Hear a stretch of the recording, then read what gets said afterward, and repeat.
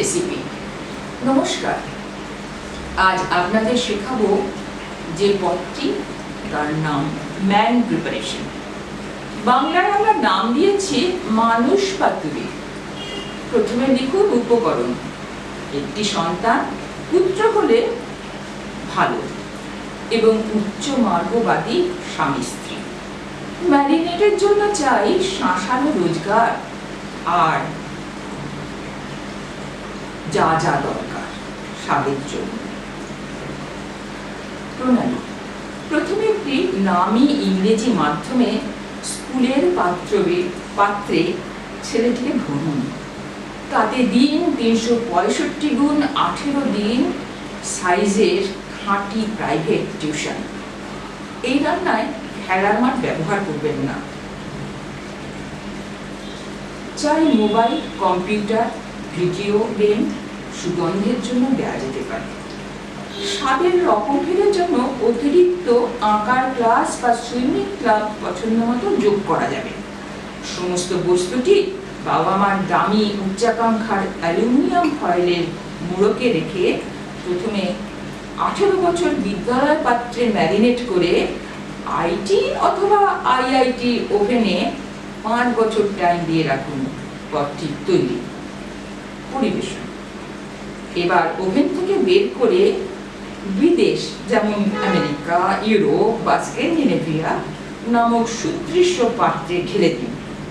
সাজানো বা গার্নিশের জন্য দেশি কিংবা বিদেশি কন্যা পাত্রের বাঁ পাশে রাখুন।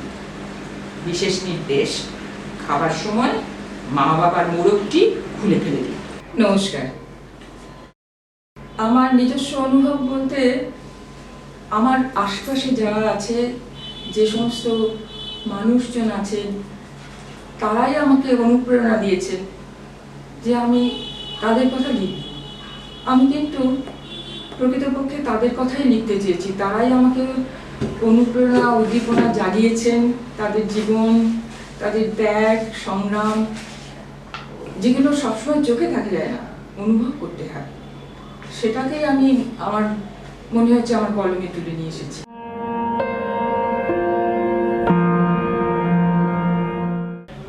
সত্যি সেটা আমাকে ভাবায় যে আমি এতদিন কেন লিখিনি না, এই কথাটা ভুল বলা হচ্ছে। আমি লিখেছি যখন যেমন হয়েছে। তবে আমার একটা জীবন যুদ্ধ ছিল। আমি চাকরি নিজের পায়ে প্রতিষ্ঠিত হওয়ার চেষ্টায় এতটাই মগ্ন ছিলাম এবং লেখাপড়া নিয়ে এতভাবেই আমি সেদিকে মন দিয়েছিলাম। আর লেখা, আমি যে সত্যি লিখতে পারি বা আমি যে গল্প লেখা আমার কারোর ভালো লাগবে, এরকম অনুভব খুব বেশি আমার ছিল না। তার জন্য বেশি লালায়িত ছিলাম না যে আমাকে লোকে প্রশংসা করুক, এই করুক। লেখাটা তো আমার নিজের একটা ডায়েরি লেখার মতন। অনুভব করে যাচ্ছি যেটা, সেটাকে মনে হচ্ছে একটু লিখি।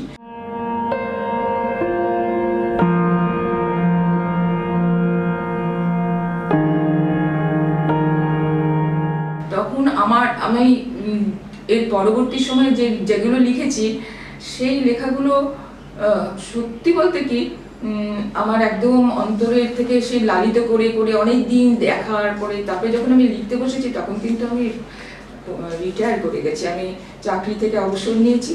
তখন মনে হয়েছে সেই লেখাগুলো অনেক দিন যেন অনেক পাক খেয়ে রান্না করতে মানে হয়ে একদম খাঁটি একটা খাবার তৈরি হলো, যেন এরকম ভাবে এসে আমার কলমের মধ্যে দিয়ে কাগজের মধ্যে সেটা এসে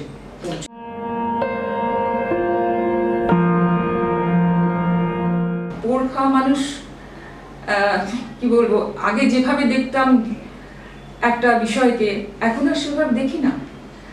এখন তার মধ্যে থেকে অনেক কিছু বিশ্লেষণ করে তাকে আমরা খুঁজে পাই তার আসল সত্যটা কি। কাজেই এই পোড় খাওয়া মানুষের হাত থেকে যখন এখন কিছু লেখা বেরোয়, খুব চিন্তা করে আমাকে লিখতে হয়। আগের মতো না তো ঝরঝর করে লিখে ফেলতে পারি না। আমাকে অনেক ভাবতে হয় যে এটা লিখবো কি লিখবো না। সমাজ, সংস্কৃতি সবকিছুই অনেক বদল হয়েছে, তার সঙ্গে খাপ খেয়ে আমাকে লিখতে হয়। তবে আরও একটা জিনিস, যে লেখার পদ্ধতিও পাল্টেছে।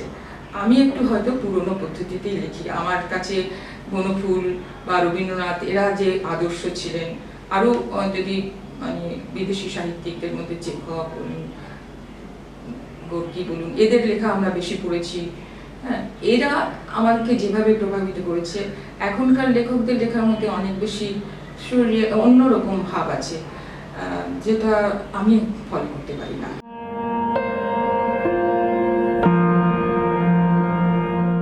এখন যদি সেই বলি যে এখন তো আমরা লিখছি মোবাইলে, কাগজ কলম কোথায়? আমরা এখন মোবাইলে লিখছি, পরিত্রাণ নয় বরঞ্চ আমাকে আরও ঠেলে দিচ্ছে। আপনি ওয়েব ম্যাগাজিনগুলোতে লিখতে বলছে, সেখানে ওখানেই আমরা যখন করোনা কালে আমাদের আরও এইটা অভ্যাস করিয়েছে। আমরা কেউ কারোর ঘরে যেতে পারিনি, কেউ কারোর কাছাকাছি আসতে পারিনি, কিন্তু এই মোবাইল সংস্কৃতির ফলে আমরা কিন্তু অনেক বেশি কাছাকাছি আসতে পেরেছিলাম। ওই কেউ আমেরিকা আছে, কেউ লন্ডনে আছে, কেউ ভারতবর্ষের এ প্রান্তে ও প্রান্তে আছে, কিন্তু সবাই আমরা এক জায়গায় আসতে পেরেছি। এই আধুনিক যান্ত্রিক বা ডিজিটাল জগৎটা আমাদের অনেক কিছু খারাপ করলেও অনেক ভালোও করেছে। সেদিক থেকে আমি বলবো যে ঠিকই আছে।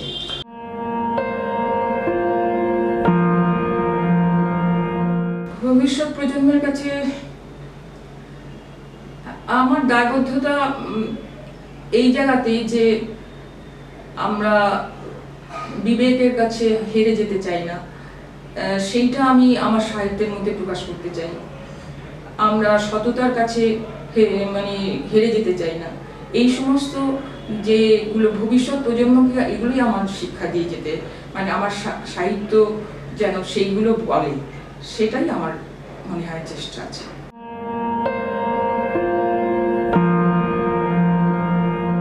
আর এই যে সমস্ত লেখাগুলো আমার এ পর্যন্ত বেরিয়েছে, এখানে যেই বইটি প্রকাশিত হয়েছে সেটা 14 সালের, তারপরে 14 পরে আজকে 10 বছর হয়ে গেছে, তারপরে আমি আরো অনেক লিখেছি, অনেক জমা হয়েছে। সেই লেখাগুলোর মধ্যে আরো বেশি করে প্রকাশিত হয়েছে আমার যে সমস্ত যে মানুষ প্রকাশিত হয়েছে, সেটার মধ্যে আমি লুকিয়ে আছি।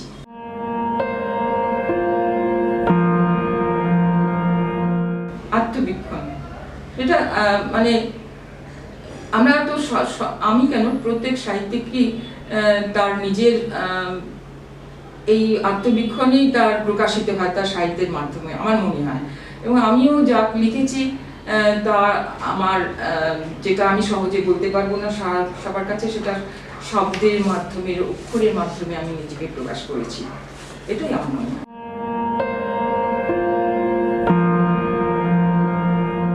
সেই শব্দকে সম্পাদক পূরণ করতে পারে, তারও অনেক চাপ থাকে। তবে আমি কিন্তু সরাসরি অনেক, তারপরেও মানে আমার কাছে আর কি যারা বেশি মান্যগণ্য লোক, তাদের লেখাকেও আমি ফেরত দিয়ে বলছি এরকম লেখাটা চলবে না, আপনি আবার লিখিয়ে দিন। এই সাহসটা কিন্তু আমার ছিল।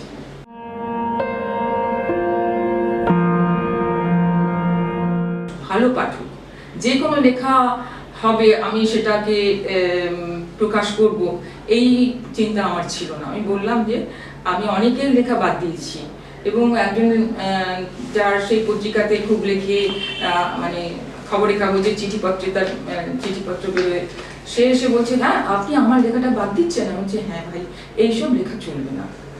আমি এরকম কঠিন হয়েছি, কারণ আমার মনে হয়েছে যে আমি সেই আমার সাহিত্য বা আমার সম্পাদনায় যেটা বেরোবে সেটা যেন সবার কাছে গ্রহণযোগ্য হয়, সবার কাছে একটা মূল্যবোধ তৈরি করতে পারে, একটা ভালো সাহিত্য সে পড়ছে সেটা যেন সে দেখতে পায়।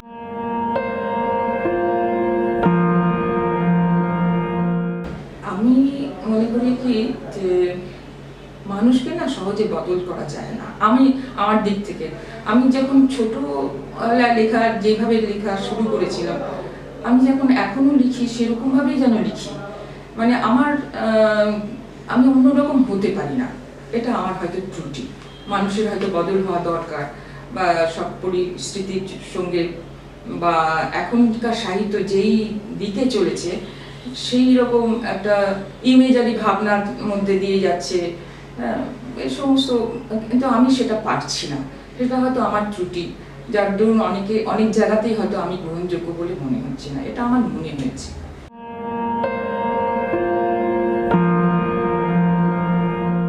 এখন আধুনিক জগৎ এমন একটা কি বলবো ব্যবসায়িক জগৎ হয়েছে, যার পেছনে সবাই ছুটছে, সবাই নিজের আখের গোছাতে ব্যস্ত হয়ে আছে। তার ফাঁক দিয়ে কেউ লিখছেন না তা নয়, কিন্তু আমি যতটুকু দেখছি খুব ভালো ভালো লেখাও আসছে। তবে আরেকটা জিনিসের এই আধুনিক জগৎ, সেটা হচ্ছে যে সময় নেই। তো তার জন্য এখনকার যুগের সবচেয়ে বড় চাহিদা হচ্ছে তুমি 50 শব্দে লেখো, কেউ বলছে 20 শব্দে লেখো। আমি সেটা পারি না, আমার কাছে খুব অসুবিধে মনে হয় যে আমি যদি নিজের কথাটা এই একটা অক্ষরে লিখি, কি করে লিখবো? আমার কাছে অনেকগুলো অক্ষর দরকার হয়। সেই জন্য এখন যে চাহিদা মানুষের অনুগল্প, পরমাণু গল্প, এই সব জিনিসগুলো খুব চাহিদা হয়েছে, অনেকেই লিখছে। তবে তাদের মধ্যে কতটা সাহিত্য আছে এটা আমার কাছে একটু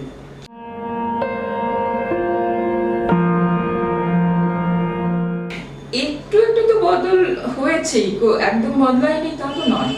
কারণ আমি এখন মানে অনুগল্প লিখি, বড় গল্প বেশি, বরঞ্চ যেহেতু দাবি নেই, পত্রিকাগুলো তারা বলেই দেয় আমাকে এই শব্দের মধ্যে লিখতে হবে, 150 শব্দ, 1500 শব্দ এরকমের মধ্যে লিখতে হবে। তার মধ্যে আমি নিজেকে বদল করেছি বই কি।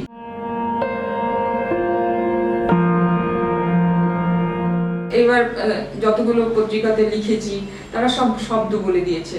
হ্যাঁ, যেখানে যারা বলেছে যে 3000-এর মধ্যে লিখতে পারবেন, সেটাও আমার অনেকটু বেশি হয়ে গেছে বলে তাদের কাছে ক্ষমা প্রার্থনা করেছি। আমি কি একটু বেশি হয়েছে দিতে পারি?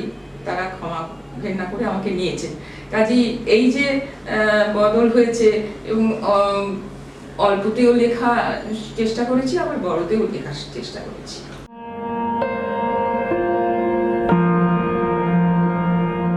আজকের যে শিশু, আজকের যারা কিশোর, তাদেরকে অনেক পরিবর্তন দেখি। এই ওদের সঙ্গে যখনই ওদেরকে দেখি, তখন নিজের অতীতের কথা মনে পড়ে যে আমি তো এরকম ছিলাম না। হ্যাঁ, এখন কিন্তু তাদের আইকিউ অনেক বেশি। তারা আমাদের শিখিয়ে দিতে পারে কি করে, অনেক একদম শিশু, সে আমাকে মোবাইল ঘাঁটতে শিখিয়ে দিতে পারছে। এটা একটা বড় কিন্তু প্রাপ্তি, এবং এখনকার যুগে তাদেরকে এভাবেই হতে হবে, তা নয়তো আজকে আর ভবিষ্যতে তারা কিন্তু পিছিয়ে পড়বে। কাজেই এটাতে আমি দুঃখ পাই না, তবে তার সঙ্গে তারা যদি একটু সাহিত্য চর্চা করে তবে আমি সুখী হই।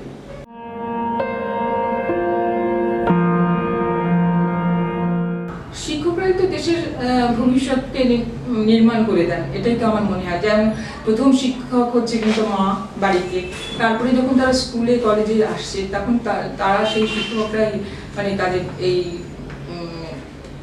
নরম মাটিকে একটা মূর্তি গড়ে তুলে দিতে সাহায্য করে, গড়তে সাহায্য করে। তো এই দায়বদ্ধতা তো আছেই। আর আমরা যারা দেখেছি, এখনো যাদেরকে এখনো বলা হচ্ছে যে হ্যাঁ ওরাও বয়স্ক হয়েছে, তারা কিন্তু এখনো মানে একটা দেখে আনন্দ হয় যে তারা এখনো দেখলে এসে প্রণাম করতে বসে।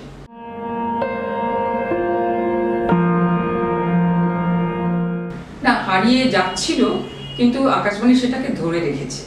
এটা একটা খুব পজিটিভ দিক, এবং যার ফলে এক নয়, নতুন করে বেতারের দিকে মানুষ আগ্রহিত হচ্ছে, মানে আসছে, রেডিও শুনছে। এটা কিন্তু ঘটেছে এই পত্র সাহিত্যের কারণে।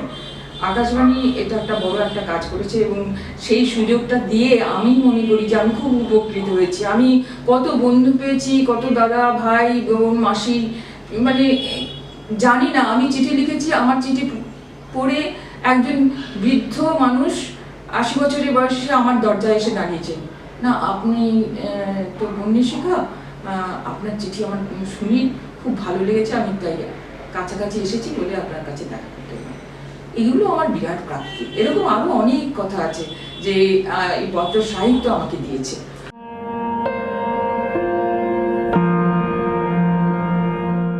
নাটক নিয়ে এত বেশি খুব পাঠ আমার নেই, আমি নাটক দেখেছি প্রচুর, তবে ব্যর্থতা আমাদের তো চেঞ্জ করতেই হবে। এখানে ব্যর্থতা বলা উচিত না, আমাদের পরিবর্তন জরুরি। মানুষের সবকিছু চাহিদা, সবকিছু সামাজিক অবস্থান সবকিছু পরিবর্তন হচ্ছে, কাজে নাটক সেখান থেকে আলাদা থাকে কি করে? কাজেই এটা হতেই হবে। একে আমি ব্যর্থতা বলবো না, তবে হ্যাঁ হয়তো দর্শক অনেক কমে গেছে। হলে গিয়ে নাটক দেখতে যাচ্ছে খুব দর্শক কমে। আমি এরকম অভিজ্ঞতা হয়েছে যে একটা খুব ভালো নাটক আমি দেখছি, আমার পাশে হয়তো 20 জন আছে। আমার খুব খারাপ লেগেছিল, যারা এত কষ্ট করে এতদিন চেষ্টা করে অভিনয় করেছেন, ওখানে আর সেদিনকে প্রেজেন্ট করছে, প্রথম না দ্বিতীয় হয়েছিল অভিনয়টা, কিন্তু আমি দেখেছি যে এত কম দর্শক, এবং তারা আবেদন করলেন আপনারা বলবেন আরো লোককে আসতে। মানুষ এখন অন্যদিকে চলে যাচ্ছে, এটা একটা ব্যর্থতা।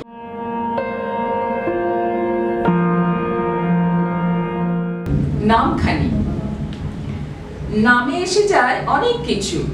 নাম যদি হয় তন্নি, ওজন মোটে 80 কিলো, না খেয়েই নাকি অমনি। আগুন তার ছিল না মোটে, বুদ্ধির শিখা নেই কো ঘটে।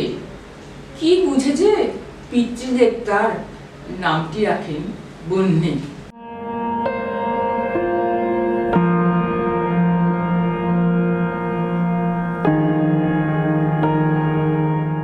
অনুগ্রহ করে শুনবেন, অনুগ্রহ করে শুনবেন। হাওড়া যাওয়ার গাড়ি ডাউন বর্ধমান হাওড়া লোকাল 1 নম্বর প্ল্যাটফর্মে আসছে। বাদাম ভাজা আছে, মুগ ডাল ভাজা আছে, চিড়ে ভাজা আছে, ছোলা ভাজা আছে। দিদিরা কানের দুল 5 টাকা, চুলের ক্লিপ, মোবাইল কভার আছে, লেডিস রুমাল। আঙুল কাটা মোজা পাবেন, পা ঘষার ব্রাশ, পিঠ চুলকানোর হাত পাবেন, স্কচ ব্রাইট, বাসন মাজা।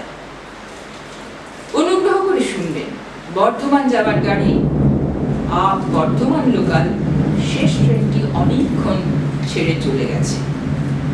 অনুগ্রহ করে শুনবেন, মেয়েটি ঘরে ফেরেনি, এখন অনেক রাত। নারী বংশভুখের চলছে উল্লাস পালা, তৈরি করছে খবরের কাগজের প্রথম পাতা, টিভির ব্রেকিং নিউজ, মোমবাতি মিছিল। অনুগ্রহ করে শুনবেন, 1 নম্বর প্ল্যাটফর্ম দিয়ে থ্রু ট্রেন যাবে। অনুগ্রহ করে নিরাপদ দূরত্বে সরে দাঁড়ান।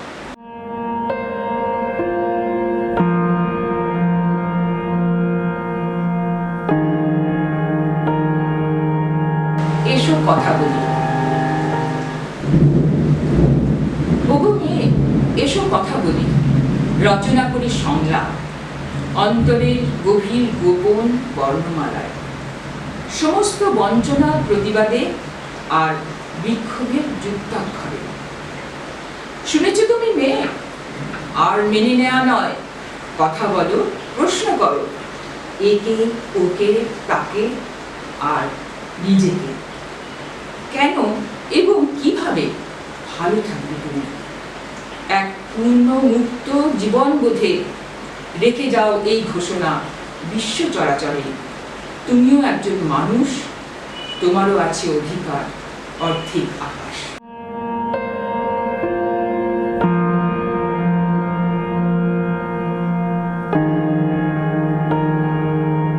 স্বপ্ন চুপ, ঘুম ভেঙে উঠে বসি, ঘাম ভয় ঘাম দিয়ে ছাড়ি। কোথায় পথ হারিয়ে যে ঘুরে ঘুরে মরছিলাম এতক্ষণ, খুঁজে পাই না ঘর।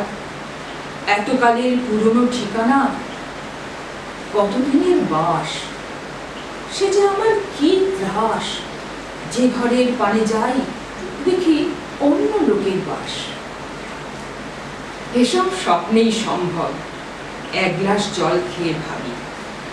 ভাবতে ভাবতে ভাবতে ভাবতে আবার কেমন যেন করে হারিয়ে যায় ঘর। জেগে জেগে অবাক চোখে দেখি, কোথাও কোনো ঘর তো নেই। সত্যি কি কোনোদিন কোনো ঘর ছিল আমার?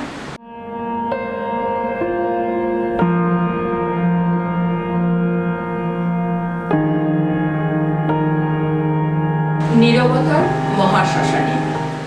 আসুন বন্ধুরা, আজ আমরা 1 মিনিটের নীরবতা পালন করি সেই মেয়েটির জন্য, যাকে এবং সেই বধূটির জন্য এবং সেই কিশোরীর জন্য যারা তাকে, এবং সেই শিশু কন্যাটির জন্য যে কাকু বলে ডেকে, এবং সেই সমস্ত নারী এবং অবলাদের জন্য যাদের সাথে, এবং ওই আর কি, আপনারা তো সবই জানেন। শুধু 1 মিনিট প্রত্যেকের জন্য, সব মিলে হয়তো হবে লক্ষ কোটি মিনিট। এইটুকু তো করতেই হয়। আসুন আপাতত একটি দীর্ঘ নীরবতা দিয়ে আমরা জ্ঞাপন করি গভীর এবং সমবেদনা। তারপর সময় পাওয়া গেলে খুঁজে দেখতে হবে যথাযথ প্রতিবাদের ভাষা। ততক্ষণ, ততদিন, তত বর্ষ আসুন আমরা নীরবতা পালন করি, একটি দীর্ঘ এবং মহান নীরবতা।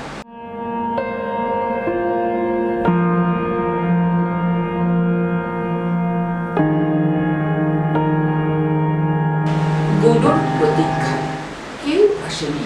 কথা দিয়েছিল যারা, পরিজন সুধীজন, হাজারো মুখ মুখোশ পরা, ফোনের আড়ালে সমব্যথী স্বর, প্রতিবেশী আশ্বাস, কেউ আসে না। কথারা পরে শুধু ফিসফাস। রঙিন পর্দা, জাফরান শাড়ি, একটি গোলাপ, লাল বাহারি, চিতল মুঠা, নতুন রেসিপি, ঘর সাজে যেন ছবির কপি। কথা ছিল যার প্রথম আশার হয়ে যায় গোডো, সেও এইবার। পথ পথ প্রতীক্ষা ওরে, দিন দ্রুত গতি, বিকেলের কাঁপে চলে সন্ধ্যার বাতি।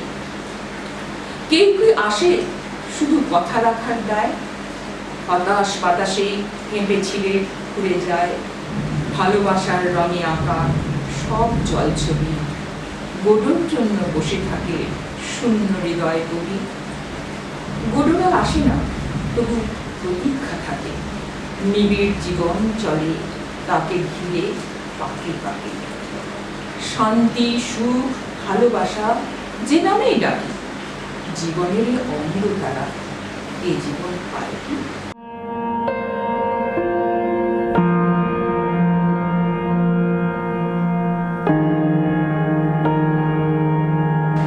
ভালো আছি, ভালো থেকো।